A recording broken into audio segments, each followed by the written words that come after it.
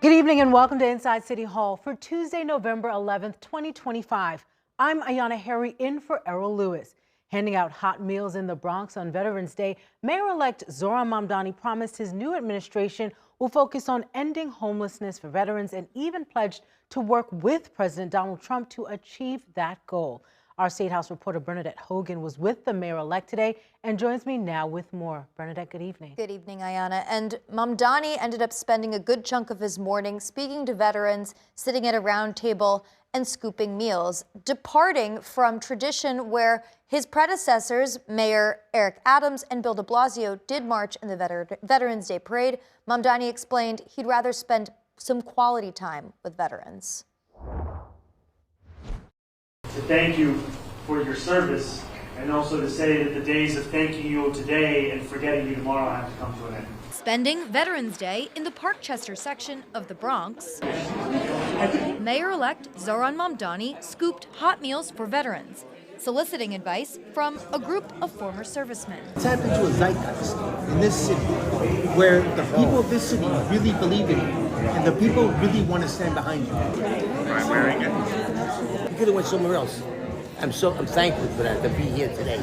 Asked why he skipped the Veterans Day Parade along Fifth Avenue, I wanted to ensure that on Veterans Day, I actually got the time to sit down with veterans and hear from them. both of Mamdani's most recent predecessors, Mayor Eric Adams and Bill de Blasio, participated in the parade before their own inaugurations. Some of the stories that I heard from men who have served this country and given everything they could to protect this nation is that they have often been left behind and forgotten by this same nation, by this same city. Mamdani says, although he has not yet talked to President Donald Trump, If the president would want to work together to end veteran homelessness in this city, that is something that I would welcome and I would appreciate. he added he has yet to speak to NYPD Commissioner Jessica Tisch about staying on, and remained tight-lipped on who his pick for the new Department of Community Safety will be, slated to focus on siphoning away mental health response from the NYPD, and if he will keep on the role of Deputy Mayor for Public Safety. We will continue to make all deliberations on an assessment of excellence, not on the question of who was appointed by whom, but rather on the work that they are doing. And I'm excited to start to put together our city government. So the mayor-elect was not too keen on revealing who else he's deciding to add to his administration or detract from the current administration. And Ayanna, when I asked him, has he been running his list of possible appointees by some people like Governor Kathy Hochul, he said, it's my city hall, I'll be making those decisions. Bernadette, let's go back to the Veterans Day Parade and Mamdani's decision to not go. We know Mayor Eric Adams did attend, but Governor Kathy Hochul did not. Is she also receiving some pushback for not attending the parade? And what's the reception been for Mamdani choosing not to show up there and to be in the Bronx instead? Right. Showing up at a city parade is something that politicians typically are present at. It's become almost as if a mandatory presence is supposed to be expected. So the symbolic element of Mamdani not being present when, again, Eric Adams and Bill de Blasio both were present as mayor-elect definitely was one of the first questions, and actually something that some of the veterans in the room brought up, although when they spoke to me, they said, well, it's really nice that he came here and was able to talk to us. But turning to Governor Hochul, she's coming back from a trip to the Dominican Republic. It's supposed to be a unity trip. She's with Representative Adriano Espaillat.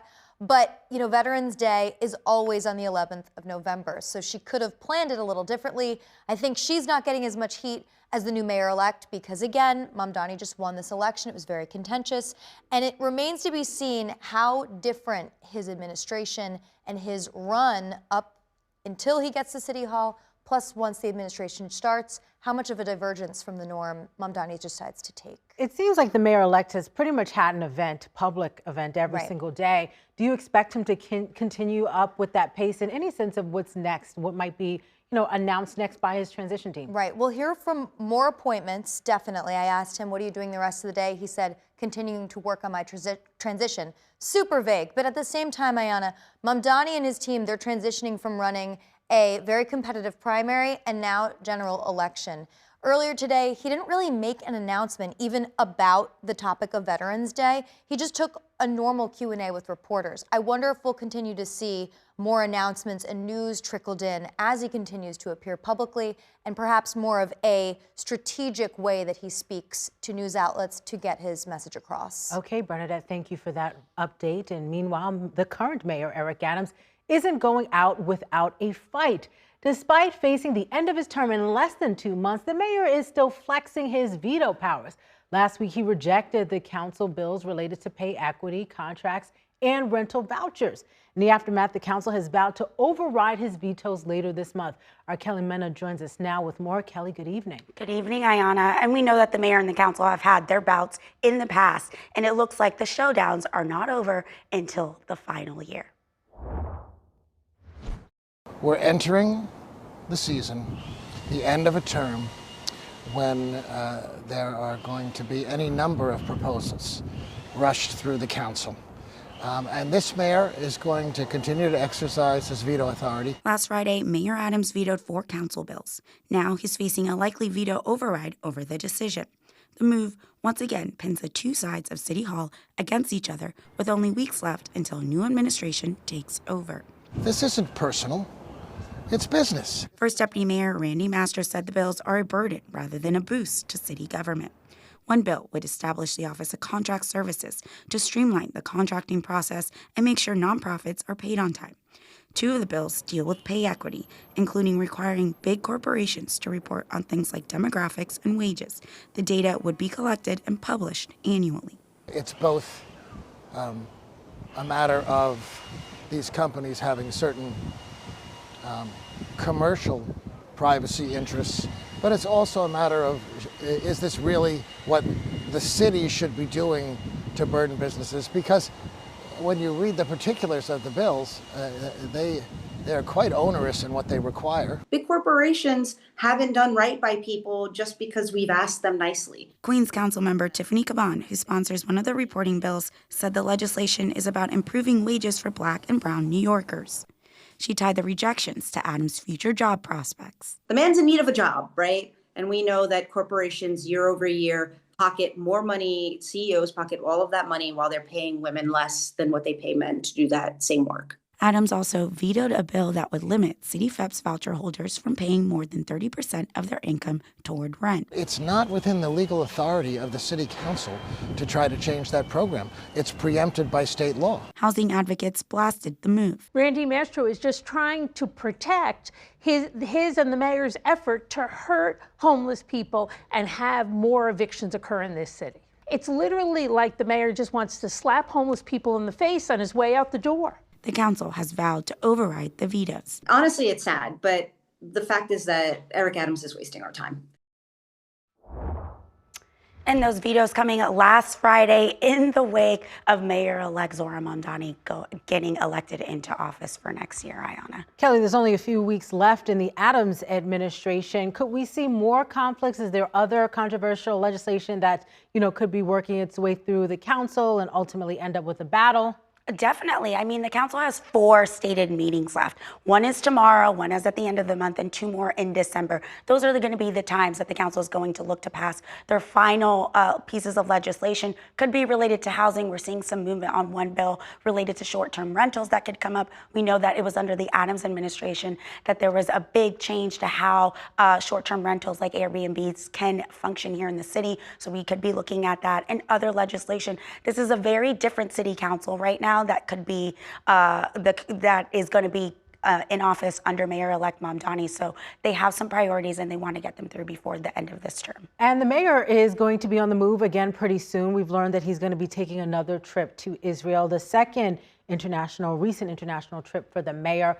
Do we anticipate him continuing to travel even during these last few weeks of his administration? And how are you hearing that the mayor is balancing, the active transition, turning over, working with the next administration while he is taking these trips? Yeah, well, interesting time, right? I think for the mayor, these trips are to solidify any last relationships that he has left as the mayor. We know that he has a lot of potential coming out of office. So it's an interesting time to take this trip, especially in the wake of Mayor-elect Zohran Mamdani. We know that Mamdani has been critical of Israel, and we know that the mayor has been very supportive of the Jewish community here in the city. We know that one of his top officials is going to go on this trip with him. It's interesting that he talks about building these business relationships, because it's really going to be up to the mayor-elect to finalize and complete those relationships, what they'll look like and how that partnership will work here in the city. We know that the mayor is also trying to get a guidebook, he says, together for the mayor-elect so that he can have kind of a running start when he gets into office and know exactly how everything's working. Okay, Kelly Mena on the City Hall beat, we appreciate your time. And now it is time for a parade. Coming up as the government shutdown nears its end, Senate Minority Leader Chuck Schumer is facing criticism from members of his own party. We'll bring you the details. Then I'll talk about the incoming Mamdani administration's plans with Grace Bonilla, a co-chair of the mayor-elect's transition team. And later I'll speak to a leading climate advocate from the Environmental Defense Fund about some policy proposals they want Mamdani to consider. We'll be right back.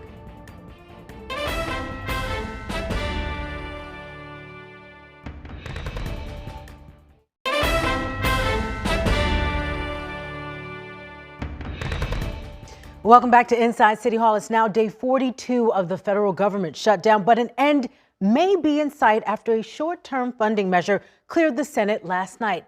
This bill only passed because a handful of centrist Democrats and an independent crossed party lines to vote with Republicans. This has outraged many other Democrats who say they caved without getting any protections on health care. Spectrum News national reporter Evan Kosloff has more on the fallout from Capitol Hill. Evan, good evening. Well, good evening, Ayanna. The attention here on Capitol Hill is now going to move from the Senate to the House, where lawmakers are coming back here on Wednesday for the first time after a 7-week recess. And the top House Republican says that they plan to quickly vote as soon as Wednesday night. The bill as amended is passed. This was the moment that a funding measure to keep the government open until the end of January cleared the Senate on Monday night after 8 members of the Democratic caucus crossed the aisle to vote with Republicans. It's always a hard yes to keep our government open. Among them, Democrat Senator John Fetterman from Pennsylvania. People have went 5 weeks without being paid. That's a violation of my core values, and I think it's our party's as well. We got nothing. Nothing but an empty promise. But the vote has sparked a firestorm within the Democratic Party because the deal does not include an extension of Enhanced Affordable Care Act subsidies, which Democrats made their central demand. Democrats are going to continue to stay in the arena. House Minority Leader Hakeem Jeffries calling it, quote, unfortunate that these Democrats broke with the party. They're going to have to explain themselves. This fight continues. As a part of the agreement, Senate Majority Leader John Thune promised a vote on the ACA subsidies by mid-December. But this does not guarantee that it will get the votes to pass. I'm not committing to it or not committing to it. And on Monday night, House Speaker Mike Johnson made no promises that the extension would even get considered on the House floor. Republicans, including President Donald Trump, argue that these subsidies are throwing good money after bad, saying instead they want to reform the Affordable Care Act to bring prices down. They've just been papering over the failure of Obamacare. I think people know that Democrats own Obamacare. This is a Democratic problem, not a Republican problem, except that Republicans want to solve it. President Donald Trump, meanwhile, has called this a, quote, very big victory, signaling that he would quickly sign it. Ayanna, that would officially end this government shutdown, the longest in American history. Longest in American history, indeed. Where do things stand, Evan, on flight cancellations today? And then once the government is reopened, how long until flights are back to normal? Right, that is the big question. And, if you have a flight, it actually escalated the number of flight cancellations today. You may recall that last Friday, they put it at 4% of the flights would be canceled at 40 major airports. Well, it escalated to 6% starting today, and it's going to keep rising. That's assuming the shutdown doesn't end and things get a little better. It would reach 8% on Thursday and then ultimately 10% on Friday. And the Transportation Secretary, Sean Duffy, did take questions on that big question about when things would get back to normal. normal. And essentially, he said it would come down to the data. When they start seeing that there are less people calling out, that's when they'd be able to ease some of those requirements. He was also asked about President Donald Trump's idea to give big bonuses to those that didn't miss a single day during the shutdown. He said that he loved the idea, but Ayanna, it's going to come down to just how many people actually did that and how much that would cost. Okay, Evan Kosloff on Capitol Hill, thank you. Meanwhile, a growing chorus of progressive Democrats are demanding that Senator Chuck Schumer step down from the party's Senate leader position. They blame him for not blocking centrist Democratic senators from cutting a deal with Republicans to reopen the government that does not address expiring health insurance subsidies. Spectrum News national reporter Daniel Grimes reports from Washington, D.C. Republicans called it the Schumer shutdown, and now that a deal to open the government is on its way to the House of Representatives, some progressive Democrats and left-leaning organizations are calling for a Schumer step down. They're blaming Senate Minority Leader Chuck Schumer after 8 members of his Democratic caucus joined Republicans Sunday in a deal to reopen the government that does not include extending expiring Affordable Care Act subsidies, the issue that triggered the shutdown in the first place. What do we stand for? So he needs to be replaced and step down. More Democrats need to be calling for that. The only reason they aren't calling for it, let me be blunt, is because you offend a lot of donors. In striking the deal to reopen the government, Senate Majority Leader John Thune promised the breakaway Democrats a vote on extending the Obamacare subsidies, but with no guarantee it would pass. And House Speaker Mike Johnson has not promised to even bring it up for a vote in his chamber. That's not leadership at a time when we desperately need leadership to stand up to Donald Trump. Schumer is defiant and says he's not stepping down, and so far no Democratic senators have called for him to do so. He also has supporters, including the top Democrat in the House, Representative Hakeem Jeffries, who, like Schumer, is from Brooklyn. Leader Schumer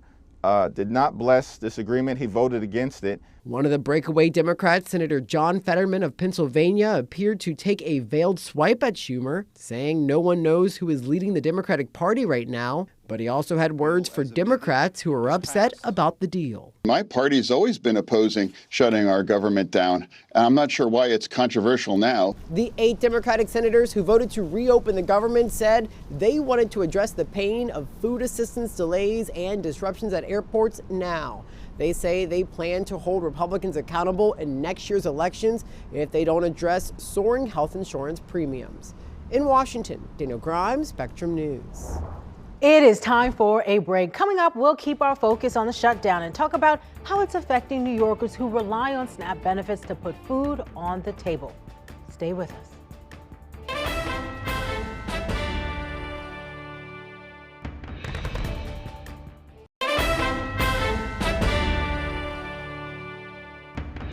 Welcome back to Inside City Hall. With the government shutdown interrupting funding for the Supplemental Nutrition Assistance Program, or SNAP, people across the city are worried they will not be able to feed their families. 1.8 million New Yorkers depend on the program. New York One's Nourlane Khawaja has been speaking to New Yorkers who rely on SNAP benefits and joins me now with more. Good evening. Good evening. So New Yorkers are banding together in this moment of urgency, right? Including the Chinese American Planning Council and CPC is what they're known as. They planned a last-minute pop-up food distribution event because there are so many Chinese immigrants, including citizens, who are struggling right now when it comes to having access to fresh, nutritious food. More than 300 people are here for free food to help them survive. It's a last-minute pop-up food distribution planned in 3 days by the Chinese American Planning Council, or CPC, to help those in desperate need of food on the Lower East Side. There's really this overall sentiment of fear. CPC set this up in response to the need from the interruption of the Supplemental Nutrition Assistance Program, or SNAP, because of the government shutdown. To just make sure that no matter what kind of limitations DC may set, that New York City and state are not going to leave any people behind. Mayu Wong is among those worried about how she's going to feed herself. The 85-year-old says this is the first time she's ever been to a food pantry. She has been on SNAP, the largest federal food aid program, for more than a decade, and living in New York for more than 2 decades. Through a translator, Wong, who's originally from Shanghai, said in Mandarin, I'm so worried without SNAP. How can I live without SNAP? Wong receives $280 a month through the program, and right now her EBT card has a balance of around $97. Some of the funds saved over from last month. CPC says it's currently serving around 9,000 community members across the city who rely on SNAP like Wong. I think for them is the most worry is that they don't have enough money for the daily life.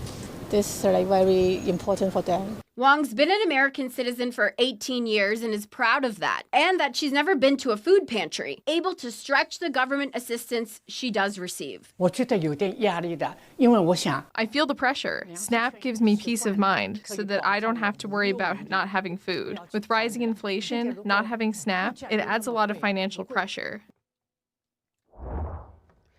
And Norlene, what have you learned about who's actually eligible to receive SNAP benefits? Yeah, we did look into the numbers, but before I get to that, the Trump administration says that it wants to ensure that immigrants without legal status are kept away from access to SNAP benefits, right? And so the USDA secretary calling it a corrupt program. And we looked into a U.S. Department of Agriculture report, and it says that nearly 90% of SNAP recipients are American-born, roughly 10% are foreign-born, and that includes naturalized citizens like Wong, but you can get SNAP without citizenship under certain conditions like being a green card holder, having an American citizen child, or even having an asylum case that's pending. But to be clear, undocumented immigrants are not eligible for SNAP benefits and never have been. The concern for community-based organizations like CPC that we just heard from is ensuring that all of the community members, regardless of their immigration status, that are eligible for SNAP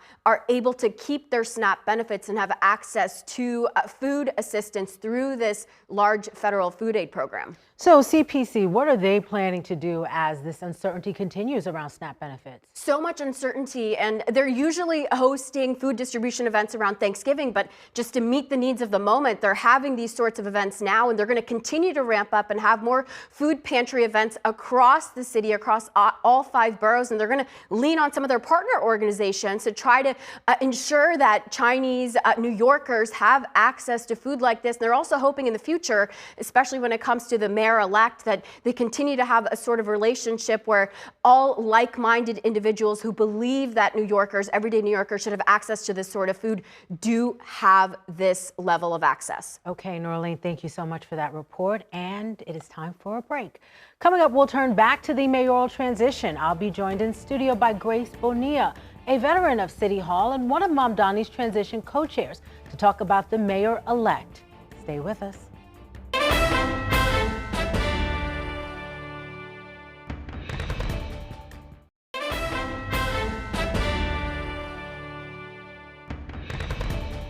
Welcome back to Inside City Hall. We are now 51 days away from January 1st, when Mayor-elect Zohran Mamdani will be sworn into office. Yesterday, Mamdani unveiled his first top City Hall appointments. Deal Fluhan as the first deputy mayor and El Biscart Church as his chief of staff. And in the coming days, Mamdani will be making more appointments from deputy mayors to commissioners. To help him through this transition period, Mamdani handpicked an all-female leadership team, including many veterans of City Hall, and that includes my guest, Grace Bonilla, a former Bloomberg administration official who is now the chief of the United Way of New York City, a poverty-fighting nonprofit. Welcome to the program, Grace. Thank you for having me. Really appreciate your time. I know it has been busy. You just got finished with election night, Somos, and now you're here with us. When the Mamdani team first reached out to you about potentially serving on the transition, what were your initial thoughts? Were you open to the idea? Were you receptive? I mean, you're obviously here now. What were those conversations like? No, I mean, I think that as someone who has served the city for so long, whenever a mayor calls and asks you to line up for service, it's very hard to say no. It's an exciting time. And I think that when you see someone who's been elected with such a mandate, if you can be at the table to make sure that New Yorkers get what they need, it's hard to say no. So I'm very happy to be there. You bring significant City Hall experience. So you've worked in the Bloomberg and de Blasio administrations and helped with the Adams transition as well. That's correct. So much was made during the campaign period about Zohran Mamdani, his experience, lack of experience. What have you noticed so far in the approach that he's taken to this transition compared to some of the other mayors you've worked with in the past? Sure. Having worked with this team the last couple of weeks, I think that it's wonderful to see how inclusive they are. They're open to the suggestions that me and my fellow co-chairs have for the administration that's incoming, and I think that's how he's going to lead. He wants to hear from people, but at the end of the day, he is the mayor and he's going to make his choice, but he wants to be as informed as possible. So to me, having worked with many mayors, I think that's a good sign. It's a good sign for New Yorkers that he's decisive, but he's also open to hearing other people's points of view. Has the mayor-elect outlined a couple of top priorities for his transition team so far? It's not that different from the campaign. I mean, public safety is still a top priority. Child care is a top priority.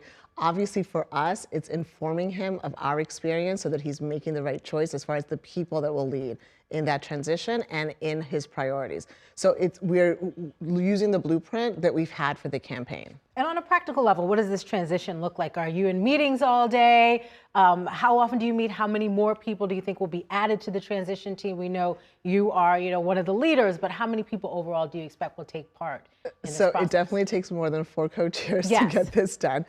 We are currently working on identifying the right people for the subcommittees beneath the co-chairs that will be making a lot of decisions, poring over the ideas, giving us recommendations in their subject matter expertise. So a lot of that is going on. And since the beginning, names of the best and the brightest are definitely something that we're also reviewing. Yeah, speaking of names of the best and the brightest, I want to talk about this online portal that the transition team has opened. So you're essentially encouraging New Yorkers, if you want to work for the Mamdani administration, to send in your resumes. Are people sending them in? Are you going to be looking through them? What is this process like, and why take that approach? Well, people are definitely sending them in. In the first 24 hours, I think we had 25,000 resumes. Wow. Yes, and I think it goes along with the excitement that New Yorkers feel at the new era that is coming in as of January 1st. Are we looking at them? Absolutely. I think that this mayor and his team want to hear from New Yorkers and are excited about the people that want to work for this administration. So part of what his team is doing is poring over every single resume, so please apply. And what we're doing as subject matter experts is really making sure that the policies that he wants to implement are feasible and pragmatic with the guardrails that he has around him. And how are you thinking of, there are obviously clearly people who already work in City Hall, who work in the current administration, but you're also asking for resumes. What's your message to folks who already work in City Hall and perhaps may want to stay? What will that process look like? Well, I have definitely been in that position, and the work of the city continues. And I know that the people that are there because they want to serve New Yorkers, and that will continue. As far as decisions of what the administration would look like in the future, that is what we're in the middle of working on. So no decisions have been made, but all of that is being analyzed at a really fast speed. As a part of the transition leadership team, have you had any conversations about President Donald Trump and what happens if he does make good on some of his threats and promises to withhold federal funding to New York City if Mamdani were to become mayor, which we now know is going to happen in a few weeks? That's right. Well, I think that we're looking at it from the lens of what is the type of talent that he needs in the event that these things take place. Okay. We know that funding is one of the things that the president has threatened the city with, and among other things. We want to make sure that the talent that is there on day one is ready to respond to any threat coming from D.C. So much of your personal experience has focused on poverty, housing, access to services. How do you bring that experience, that knowledge to this administration? And are there any particular areas that you're really excited to dig in and work on? Most of my career has been spent in serving the most vulnerable New Yorkers. As a girl from Queens who has experienced her own level of economic insecurity, this is very personal to me. It's one of the reasons that at United Way of New York City, we handle and work with so many of the pantries that have been under so much pressure in the last few weeks because of the shutdown. So for me, it's bringing those stories to this transition to make sure that we are listening to New Yorkers that may not have the seat that I have at the table. So yes, it is very personal. I know that 56% of New Yorkers that cannot make ends meet are waiting for this administration to start. Zohran Mamdani campaigned on an ambitious, progressive agenda. How are you bridging this gap now between campaign promises and the realities of governing? Well, the realities of government also have a lot to do with our budget. And one of the things that we are looking at are what is possible within our budget. Are we funding what we believe in? And if we're not, how can we shift? It's part of making sure that we're at the table, advising this mayor and setting him up for success. So there are going to be some difficult decisions that need to be made. I think he's ready for the moment. Do you anticipate all major appointments will be made by January 1st, or do you think a few may come once we're actually into the administration? Well, we are certainly working on the most critical ones to happen before January 1st, and the majority to happen before January 1st. Some of them may trickle into past January 1st for sure. Okay, any insight on any announcements that might be coming up soon, or? I think we should all tune in. It's going to be very exciting. Okay. Has there been any communication yet with current City Hall staffers on the logistics of working out this transition? Well, as someone who's been part of other transitions, the communication with City Hall happens almost immediately. Okay. I know that collegial moment is taking place, and I'm happy to see that on both sides, we're putting the needs of the city at the center of that communication. There's been a lot of speculation that the Mamdani administration could look a lot like the de Blasio administration. Do you see it that way? And what are some of the similarities perhaps that you see, and maybe some key differences? Sure. I mean, I think that it's really clear that in the de Blasio administration, pre-K for all was one of the priorities. This mayor is taking it a step further. He is really looking at what do we do with kids from 0 to 5. That is absolutely, if you want, an evolution of the de Blasio administration. Will it look exactly the same? I don't think so. This is a very different mayor. He leads in a very different way, and the expertise that he needs at the table to be successful, it's different. It's a different time, and the challenges are very different. Okay, Grace, thank you so much for joining us. I know this is a busy time as you're working on this transition and working with the United Way of New York City as well, so we really appreciate you being with us this evening. And it is now time for a break. Coming up on this Veterans Day, we are continuing to look into concerns among local former service members. That includes those who say their community spaces are at risk of disappearing. We'll tell you why next. Stay with us.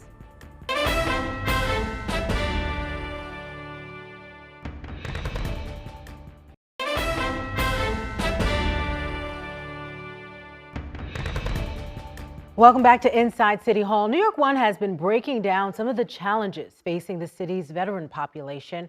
On this Veterans Day, we're looking at veteran service organizations, specifically veterans of foreign wars. They are meeting places for veterans to find connections and needed resources. But New York One's Alyssa Palicelli reports that leaders of these posts around the city are struggling to keep their doors open and recruit new, younger members. Commanders at 3 Veterans of Foreign Wars posts in Queens have the same thoughts keeping them up at night. Just trying to keep the doors open is a big struggle. It's heartbreaking. We constantly have to worry about making sure the lights stay on. The only source of revenue for most posts are membership dues, the rental of their space, along with fundraising and donations, which almost entirely goes to covering operating costs. U.S. Army vet Sean Balchasidis is the commander at the Hospital Staub Veterans of Foreign Wars Post 551 in Middle Village, Queens. A lot of members up in here, if it wasn't for them, the doors would be closed. Everybody goes into their own pockets. In the 2025 City Council budget, more than $3.3 million was allocated for veteran service initiatives. More than 25 nonprofit organizations that help veterans in various areas of life receive different amounts of discretionary funding from the council. But less than 6 were veteran service organizations, or VSO posts, like the VFW.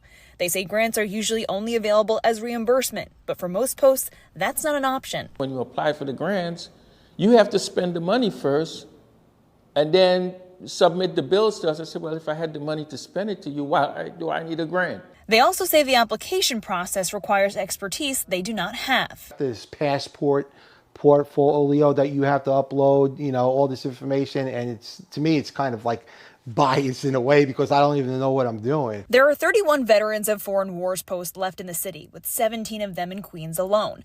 Over the last 10 years, leaders of these posts estimate more than a dozen posts have closed, which means fewer places for veterans and their families to turn to in times of need. According to the VFW, they have helped more than 593,000 veterans receive more than $14.6 billion of VA disability benefits. Ryan Graham is the commander at Flanders Field VFW Post 150 in Corona and a VA-accredited service officer helping vets get resources. Pull out our laptops, just help a veteran or their spouse or their families filing claims, and we do it for free. Graham and his post quartermaster, Eddie Argueta at Post 150, have had success in fighting another challenge these posts face: declining membership. The Air Force vet and former Marine have worked together to nearly quadruple their membership over the last 2 years, from 27 members to 117. Through new programming and outreach, they have been able to change the reputation of what many vets understand these posts to be. We're looking at taking some of the old school stuff, ideas, and then infusing it with new ideas that's going to cater to us as post 9/11 vets. But most local VFW posts have not had the same success with recruiting new and younger members. Back in the early 1990s, nationwide, VFW membership peaked at over 2 million veterans. In 2024, there were over 1.4 million members, meaning the country's largest and oldest war veteran organization has lost more than a third of their members in the last 30 years. Local post commanders are hopeful their recruitment efforts will appeal to younger vets to keep the tradition of these posts alive and serve their motto of, quote, "No one does more for vets." There will be a time that they're going to need us, especially when it's processing claims or they need any kind of additional veterans benefits. You know, you're going to wish that you had that kind of membership now and learn and grow from the other generation of veterans. Alyssa Policelli, New York 1. And it is time for a break. Coming up, a new report outlines several policy proposals for the incoming Mamdani administration to tackle the city's climate crisis. I'll talk it over with an expert from the Environmental Defense Fund next. Stay with us.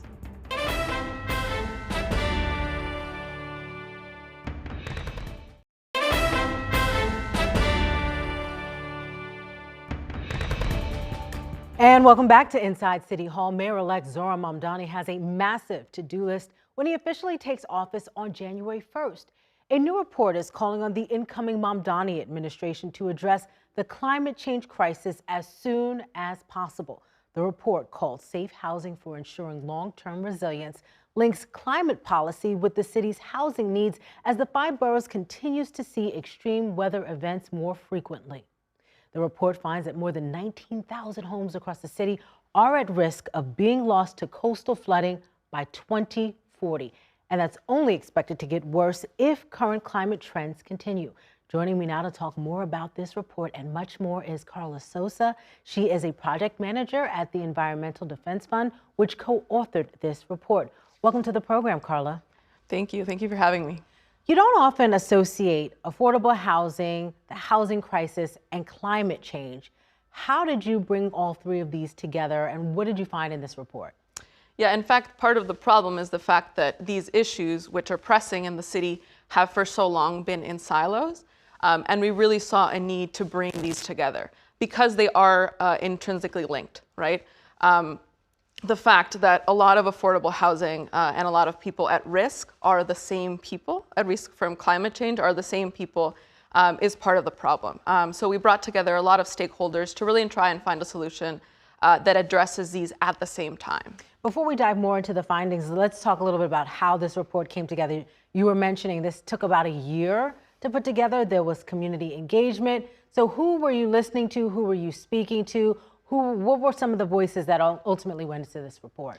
Absolutely. So yes, this report took over a year to put together. We worked together with Regional Plan Association, the Association for Neighborhood and Development Housing, and Cornell University, and these were sort of the partners leading. But then we engaged a range of stakeholders, government organizations, non-government, in a variety of areas, housing advocates, climate advocates, as well as general environmental advocates. So we really tried to cover the whole range of folks to make sure that the solutions that we're proposing tackle the problems that everyone is facing. So in the report, it looks like New Yorkers in Queens and Brooklyn are the most at risk when it comes to climate displacement. And by 2070, you predict 50,000 homes would be at risk of displacing more than 100,000 people. That's significant. Are there particular neighborhoods that are especially at risk? Yes, the Coney Island, for example, is one that's at risk. The Rockaway is also very at risk because we have a series of climate events that will become more frequent that will affect those neighborhoods in particular. And there's others as well. I mean, if we think of Hunts Point, that can sometimes be at risk just because there's very different kinds of flooding.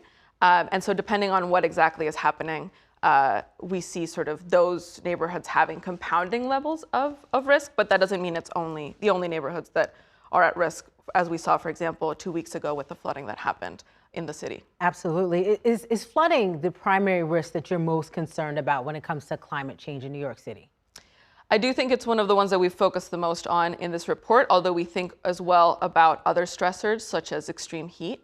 But flooding is one that we know current housing is at risk of being affected by as the storms get more intense, as sea level rises. And so that's something that we've focused on in particular. And then can you break down some of the different types of flooding that might be putting homes at risk? Yeah, so as I was mentioning, there's rain-based flooding, which is, for example, what we saw 2 weeks ago. That can happen in different areas depending on the geography. There is flooding associated with big storms. So if you think of Superstorm Sandy, that's one type of flooding that can also occur in some parts of the city. And this is also sort of outlined in the report, that used to be areas that had a lot of water, wetlands basically. You can also have groundwater rising if there's rain elsewhere.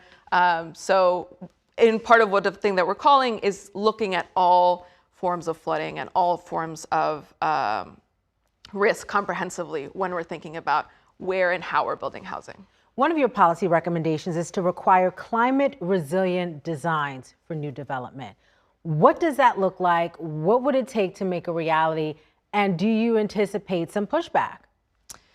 Yeah, so there are very thorough guidelines, basically, in terms of what is good resilient design. One of the things we're advocating for is that any new development should include these resilience measures as part of the development, especially depending on where it's being built. We outline sort of some of the resources there in the report for how folks can think about developing resiliently.